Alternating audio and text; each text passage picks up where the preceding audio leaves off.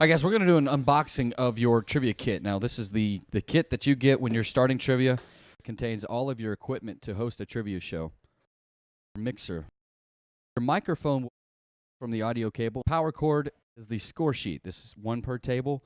Answer booklets. This is what the teams will write their answers on and return to you. And then, of course, pens. This is your setup. We're going to first start by setting up our mixer. This is the brains of the operation. This is where all of your audio will go into your microphone, the cord to your computer. The mic is the first thing you'll hook up here. You'll plug that into the top left-hand corner input. That is the XLR. It's the only XLR on the mixer. The next one is the audio cable that goes to and from your computer. You'll plug that in the 4.5 input on the mixer, and then in the headphone jack of your computer.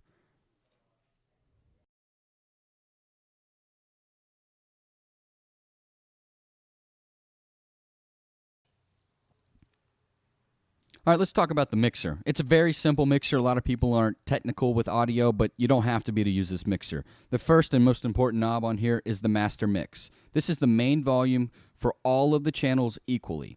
Before you hook into a power source, whether it's a PA system or an amplifier, turn this down. That's all the way to the left. The next thing we're going to work with is the power cable. The power cable can be a problem if you're not careful plugging it in.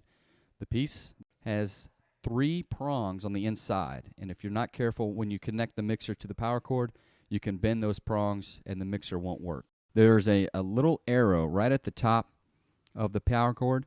When you plug this into the mixer, make sure that's facing up, and you'll feel the prongs catch. When they catch into the back of the mixer, then you can push on through. This is what it looks like plugged in. You'll notice the arrow is still exposed, but it's plugged all the way in, and the blue light right here, the power light, will be on.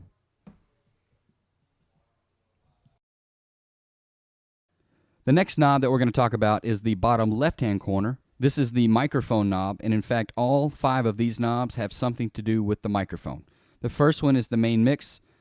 After your show is started, you really won't have to mess with this. The one above that is the balance. Obviously, we want to keep that at 12 o'clock. The one above that is the bass. Keep that at 11 o'clock. The one above that is the treble or the high. We always want to be clear when we're asking the questions, so keep that at 1 o'clock. And then above that is the gain. This is the supercharger of volumes. The slightest movement makes a big impact, so be very careful with this knob. To the right of your mic volume is the knob that you'll use to control the volume of your music. This is the 4.5 input. You have 2 inputs to choose from. It's either the 4.5 or the 2.3. The corresponding inputs for those 2 knobs are right here. You'll just plug in to which one that you're going to use. Once again, we recommend the 4.5.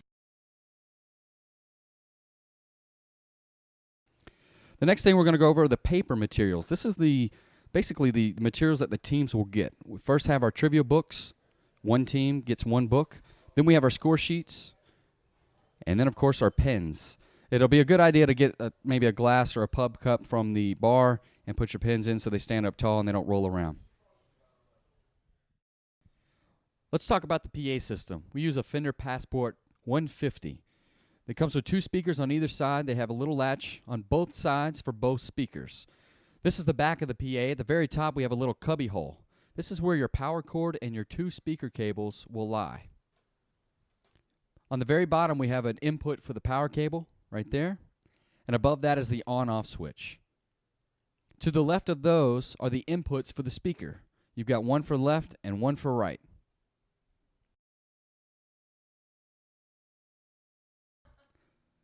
This is the front of the PA system. The first knob we're going to talk about is the overall master volume on the whole PA, which is right there in the top left-hand corner. It's labeled volume. You'll want to start with that turned all the way down. The next 4 volume knobs we're going to talk about are for each of the 4 channels. Channel 1, 2, 3, and 4. Channel 1 is where you will plug your mic into. It has an XLR input right at the bottom. Your music will plug into channel 3. You'll take the 2 ends of your computer audio cable and plug it into those 2 inputs. Below the channel volume is the tone. The tone will decipher whether you're going to have bass or treble. Somewhere in between is where it needs to be. Below that is the reverb. We always want that turned all the way to the left. The reverb adds an echo and does not work for a trivia show.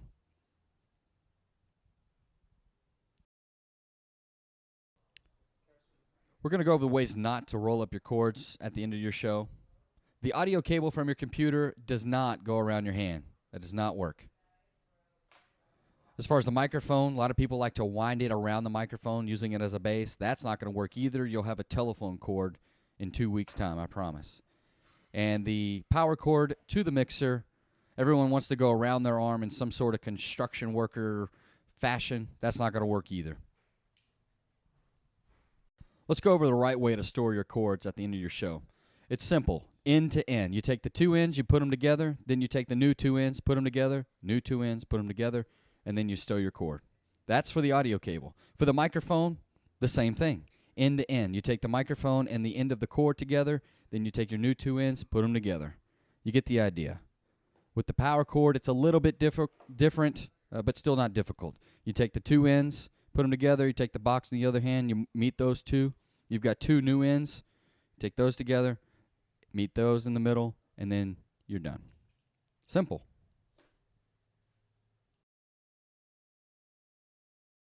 So guys, before you start, you want to get all the team names into the computer, especially if you've got a busy show. That way, when the first question comes, you don't have just 5 minutes to input 15 team names and keep score for them. If you can go ahead and get the team names typed into the computer, then all you got to do is keep score.